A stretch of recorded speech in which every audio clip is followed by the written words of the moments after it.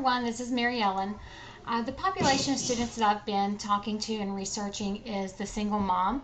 As students, so far I've held one focus group. Uh, in this focus group, there were 3 participants made up from 2 different health science programs. In this focus group, I used the questions that were posted by Dr. DeVita, and I did add one additional question of my own.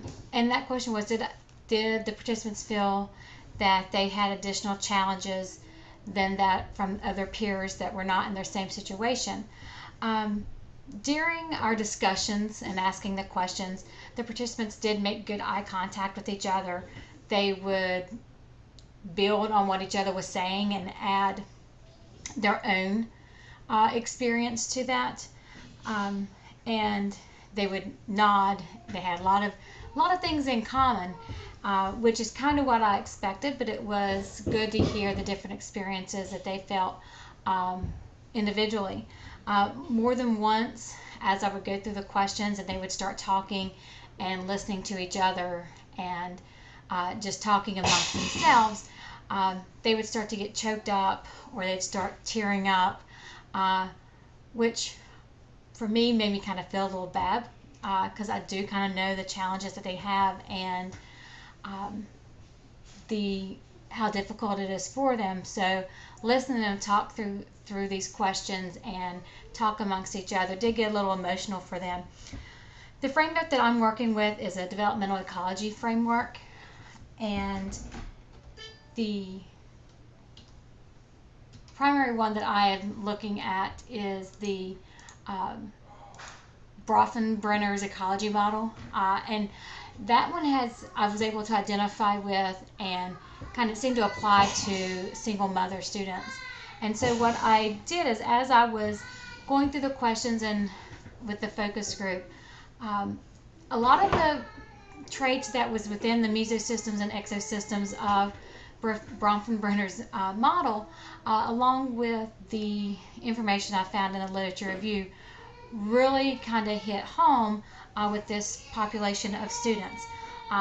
Looking at the mesosystem, they talked about the challenges that they had with their class schedules, working, their children, looking at the exosystems, looking at child care, financial aid, whether or not they get child support, and looking at their support systems that they have and did not have. So it kind of reinforced from the discussion group that this developmental ecology model really does kind of tie in with this population of students.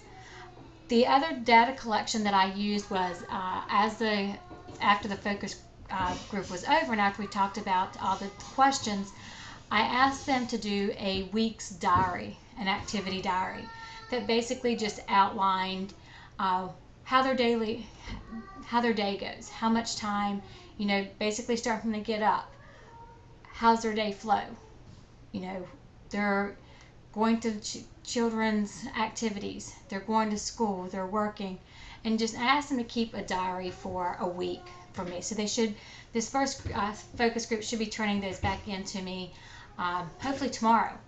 So I'm anxious to see kind of what those look like and seeing how they are balancing all the different demands that they have as being a single mom, being a student, working, and how their day kind of flows.